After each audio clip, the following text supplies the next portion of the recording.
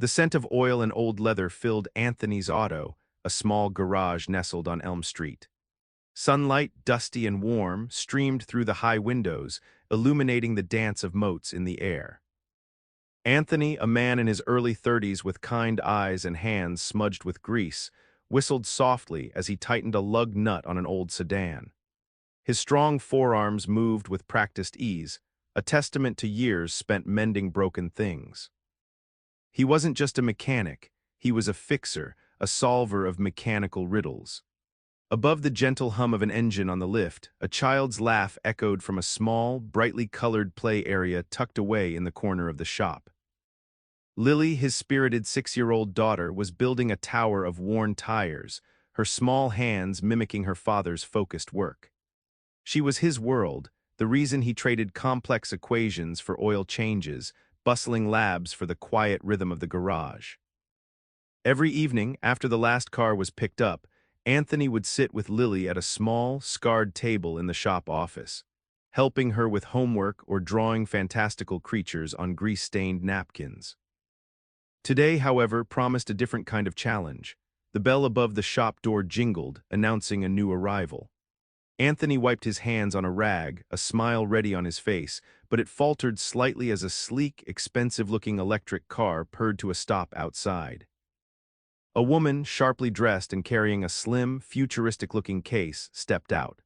She looked out of place in his cozy, old-fashioned garage, like a starship landing in a meadow. Anthony, ever the gentleman, walked towards her, his mind already guessing at the problem her fancy vehicle might hold.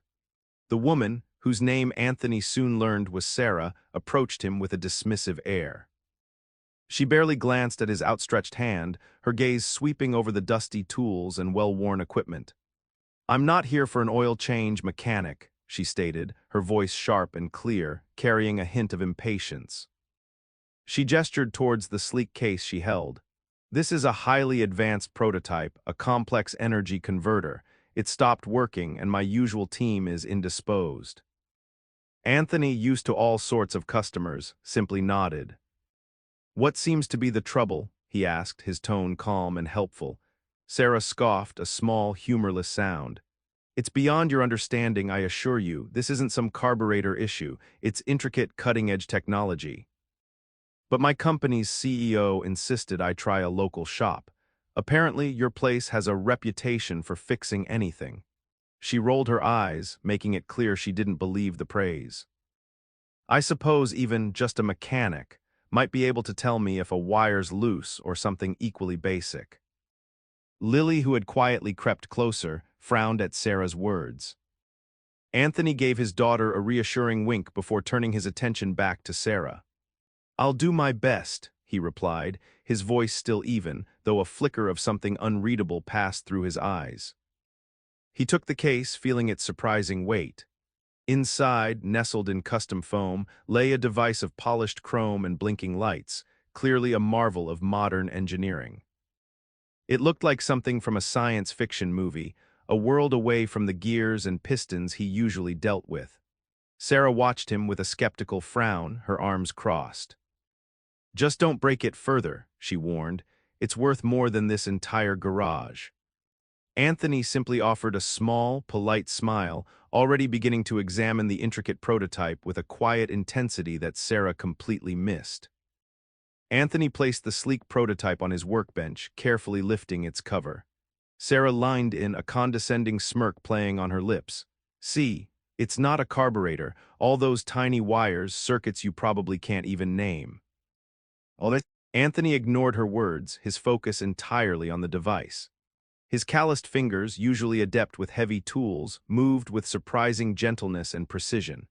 He picked up a magnifying glass, not the industrial kind he used for engine parts, but a smaller, finer one he kept for delicate watch repairs. He peered closely at the microcomponents, his brow furrowed in concentration. He hummed softly, a habit Lily knew meant he was deep in thought. Sarah watched, impatient, checking her expensive watch every few minutes. "Any luck, fixer?" she prodded, clearly expecting him to admit defeat. Instead of answering, Anthony reached for a small, specialized soldering iron from a dusty drawer. He then pulled out a tiny, almost invisible chip from a compartment he rarely used. With a steady hand, he meticulously worked on a section of the prototype that looked perfectly fine to Sarah. He wasn't just fixing a loose wire, he was making a subtle, intricate change, almost like a surgeon performing a delicate operation. His movements were precise, confident, hinting at a deep understanding that went far beyond what any mechanic should possess. A few tense minutes passed. Then with a soft click, Anthony closed the prototype. He pressed a small button on its side. A soft blue light pulsed, then glowed steadily, and a low, consistent hum filled the quiet garage. The device was working. Sarah's eyes widened, her jaw dropping slightly. She rushed forward, grabbing the prototype. It's working. How? What did you do?" Her voice was filled with surprise and a sliver of grudging respect. Anthony simply smiled, a quiet triumph in his eyes. "Just a small adjustment," he said, downplaying his brilliant repair, his secret talent still mostly hidden. "A slightly misaligned power regulator causing an intermittent circuit break. Common enough in early models, even complex ones." A week later, the Grand Innovations Expo buzzed with excitement. Bright lights shone on sleek displays, and important people in suits walked around, talking about new ideas. Sarah, looking sharp and confident in a tailored blazer, stood on a brightly lit stage. She was about to show off her company's amazing new energy converter, the very prototype Anthony had fixed. Her boss, Mr. Harrison, a man with a stern face and even sterner expectations, watched from the front row. "And now," Sarah announced, her voice ringing clear, "we present the Zenith, a breakthrough in sustainable energy." She held up the prototype, its chrome gleaming under the spotlights. A hush fell over the crowd as she began the demonstration. She pressed a button, expecting the familiar blue glow and steady hum, but nothing happened. A tiny, almost silent flicker, then darkness. The device stayed stubbornly quiet. Sarah pressed the button again, then again, her confident smile slowly fading into a look of panic. A ripple of murmurs spread through the audience. Mr. Harrison's face turned a shade of purple, his eyes glaring at Sarah. Sweat beaded on her forehead. This was a disaster. Years of work, millions of dollars, all hanging on this moment, and the Zenith had failed. She tapped the device, shook it gently, but it remained lifeless. The silence in the room grew heavy, filled with unspoken questions and growing disappointment. Sarah's heart pounded. This wasn't just a failed demo, it was a huge embarrassment, a potential career-ending mistake. She felt the weight of all those critical eyes, the whispered doubts. She glanced nervously at Mr. Harrison, who was now rising from his seat, his expression thunderous. The room seemed to shrink around her, and she wished the floor would just swallow her whole. Just as Mr. Harrison was about to storm the stage, a calm voice cut through the tense silence. "Excuse me, I might be able to help." All eyes turned to the back of the room. There stood Anthony, looking a bit out of place in his simple, clean shirt and jeans, having brought Lily to the expo as a fun outing. Lily, clutching a plush toy, peeked out from behind his leg. Sarah's eyes widened in surprise and a flicker of recognition. "Who is this?" Mr. Harrison grumbled, clearly annoyed by the interruption. Sarah, still reeling from the disaster, hesitated. He's a mechanic who looked at the prototype last week." Anthony walked purposefully toward the stage, a quiet determination in his step. He met Sarah's panicked gaze with a reassuring nod. "May I?" he asked, gesturing to the inert device. Sarah, desperate, simply handed it over. With steady hands, Anthony took the prototype. He didn't rush. Instead, he calmly opened a hidden panel Sarah hadn't even known existed, revealing a tangle of tiny circuits. He pulled a small multi-tool from his pocket, the kind he used for fixing intricate car parts, and with surprising speed and precision made a few swift adjustments. His fingers danced over the delicate components, moving with the grace of a seasoned engineer, not just a mechanic. A hushed awe fell over the audience. They watched, fascinated, as Anthony worked. In less than a minute, he clicked the panel back into place and pressed the power button. This time, the blue light pulsed to life, strong and steady, and the familiar, comforting hum filled the air. The Zenith was working perfectly. A collective gasp swept through the room, followed by a wave of applause that quickly turned into a standing ovation. Sarah stared, utterly astonished, her jaw slack. Mr. Harrison, his face now a mixture of shock and relief, watched Anthony with a new, intense interest. Anthony just smiled, a small, knowing glint in his kind eyes. As the applause roared, a distant look came into Anthony's eyes, a brief journey back in time. Years ago, the hum of powerful servers and the smell of ozone filled his days. Dr. Anthony Carter, as he was known then, was a rising star at a leading tech company, a brilliant engineer with a knack for solving impossible problems. His office was filled with whiteboards covered in complex equations, and his desk often held a half-eaten sandwich next to schematics for groundbreaking devices. He was on the cusp of a major invention, something that promised to change the world. His wife, Maria, a kind and clever scientist herself, was his biggest supporter, always encouraging his wild ideas. Their apartment, filled with the warmth of their shared dreams, often echoed with Lily's baby giggles. Life was bright, full of promise. But then one rainy Tuesday, everything changed. A phone call, a hushed voice, an accident. Maria was gone. The world went dark. The complex equations on his whiteboard blurred into meaningless squiggles. The future he had planned, the inventions he dreamed of, all vanished in an instant. Lily, just a toddler, needed him. He couldn't be the brilliant engineer anymore. He had to be her dad, her whole world. The demanding hours, the intense focus, the constant travel his engineering job required became impossible. He traded his lab coat for a mechanic's jumpsuit, complex circuits for simple engines, a world of theory for a world of tangible, fixable things. He needed a job that allowed him to be there for Lily, to pick her up from daycare, to read her bedtime stories, to mend her scraped knees. The auto shop on Elm Street offered just that. It was a place where he could use his hands, apply a different kind of problem-solving, and still be home by 5. The quiet predictability became his new comfort, a stark contrast to the chaotic brilliance of his past. He never spoke of his old life, burying his engineering talent deep beneath layers of oil and humility. Until today. The moment the zenith hummed to life, Mr. Harrison, Sarah's boss, was all smiles. He clapped Anthony on the back, shaking his hand with a force that seemed to try and absorb Anthony's genius. "Excellent, excellent work, Sarah," he boomed, turning to the audience. "A minor hiccup quickly resolved by our brilliant team." Dr. Evans here, with her keen eye, spotted the issue right away and made the necessary adjustments. Sarah stared at her boss, a knot forming in her stomach. He was giving her the credit for Anthony's quick save. She glanced at Anthony, who stood quietly beside her, his expression unreadable. He hadn't expected praise, but this outright lie felt wrong. Later, in a private room backstage, Mr. Harrison cornered Anthony. "Look, Anthony," he began, his voice losing its public warmth, "we appreciate your timely intervention. But this is a high-profile project. We can't have a mechanic from a local shop taking credit. It would undermine the perception of our cutting-edge research." He pulled out a checkbook. "Here's a generous consultation fee. Let's keep this discreet, for the good of the company and, frankly, for your own privacy." Anthony looked at the check, then back at Mr. Harrison, a flicker of disappointment in his eyes. He didn't want money, he just wanted the truth to be known, especially after Sarah's earlier insults. But he saw the calculating glint in Harrison's eyes, the determination to control the narrative. Sarah, who had followed them, overheard the conversation, her face flushed with a mix of shame and anger. "Mr. Harrison, that's not fair."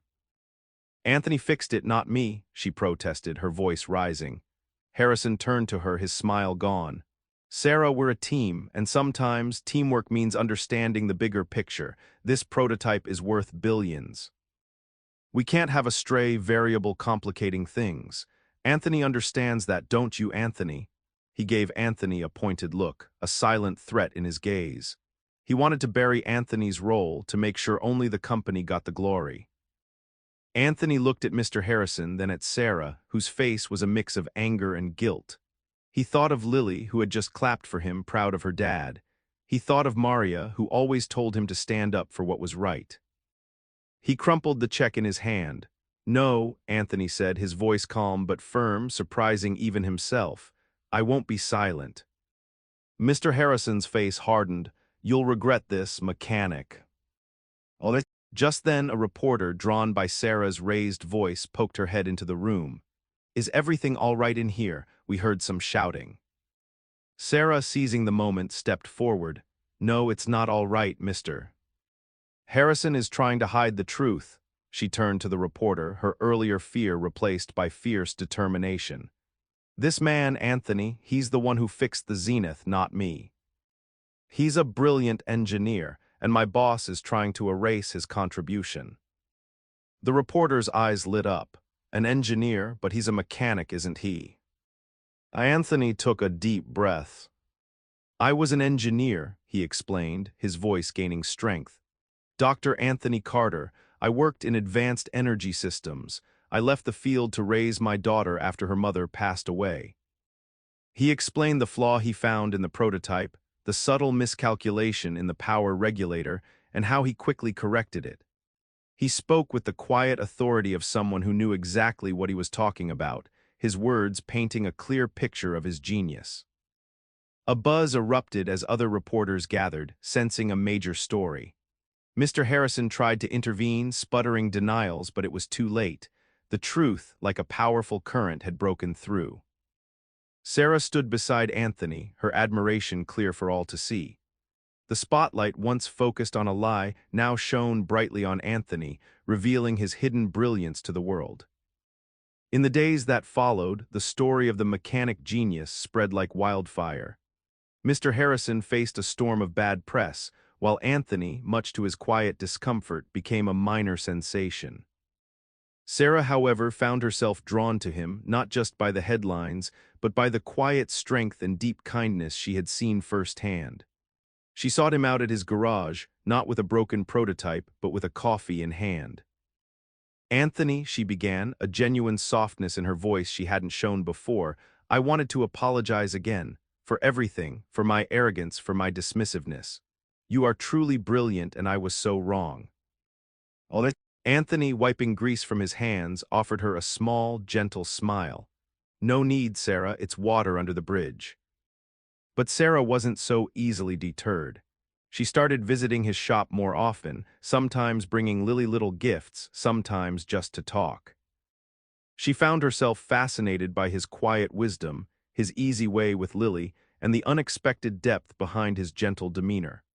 She saw how his hands, capable of fixing an engine, were also tender with his daughter, and she saw the lingering sadness in his eyes that hinted at his past.